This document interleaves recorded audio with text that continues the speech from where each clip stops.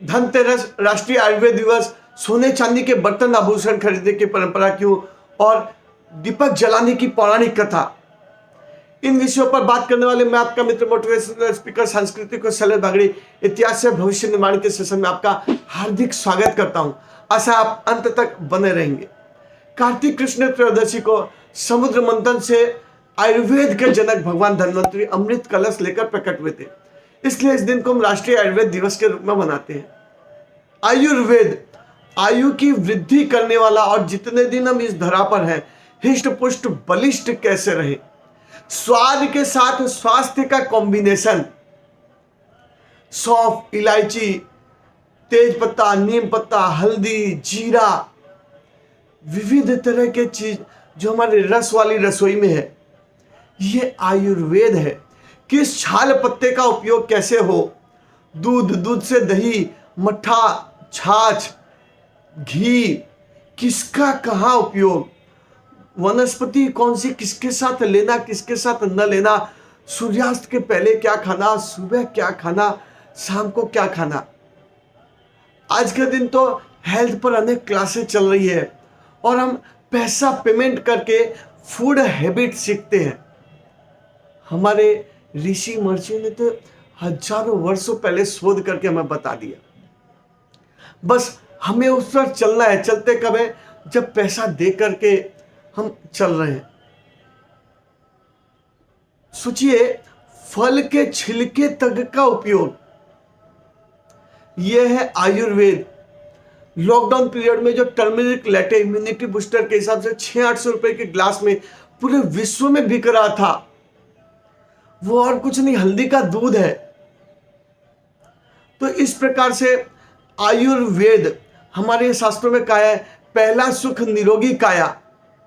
तो काया को निरोगी रखने के लिए राष्ट्रीय आयुर्वेद दिवस या धनतेरस, जो भी माने, धनतेरस इसलिए भी कि स्वास्थ्य ही पहला धन है।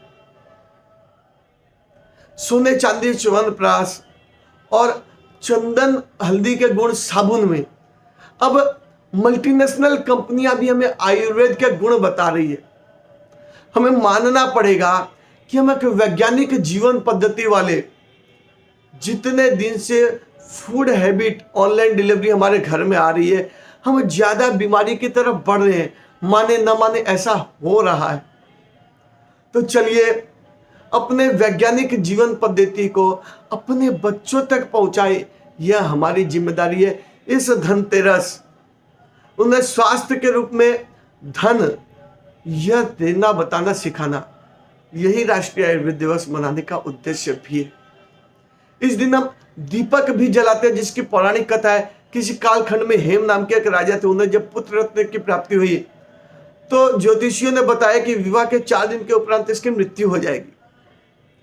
अब राजा को दुख तो हुआ, मगर क्या कर सकते हैं। तो युवराज को, मतलब पुत्र को, एक दूर वन में भेज दिया जाए, भूल से भी स्त्री की परछाई न पड़ सके। मगर प्रकृति मार्ग बना लेती है।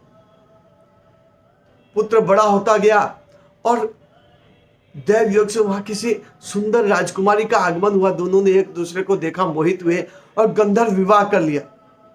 अब विधि का विधान, 4 दिन के बाद यमदूत आए और उसके प्राण लेकर चले गए।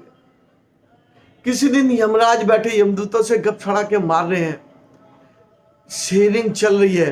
तो यमदूत बताते हैं कि प्रभु, यूं तो जीवन की अनेक घटना है, मगर हेम के पुत्र की नवविवाहिता को जब हम लेकर आ रहे थे, दोनों वन में अकेले हैं, तो उसका रुंदन कुंदन हमसे देखा ना गया। अकाल मृत्यु से बचने का कोई उपाय बताइए। यमदूत कहते हैं, अकाल मृत्यु यह तो हमारे कर्मों की गति है, लेकिन तुम कहते तो उपाय बताता हूं। कार्तिक कृष्ण त्रयोदशी को जो मेरे नाम का दीपक जला के दक्षिण दिशा में रखेगा, वह अकाल मृत्यु के भय से मुक्त हो सकता है। तो यह पौराणिक कथा, यह साइंटिफिक एस्पेक्ट मैंने आपके सामने रखने का प्रयास किया। आशा ही नहीं, विश्वास है आप संस्कृति के संवाहक बने, इसको ज्यादा से ज्यादा शेयर करें। और आपको क्या बात सबसे अच्छी लगी कमेंट बॉक्स में लिखकर अवश्य बताएं। जल्दी मिलते हैं अगले वीडियो में, तब तक के लिए शैलेश बागड़ी का नमस्कार। बोलो भगवान धन्वंतरी की जय।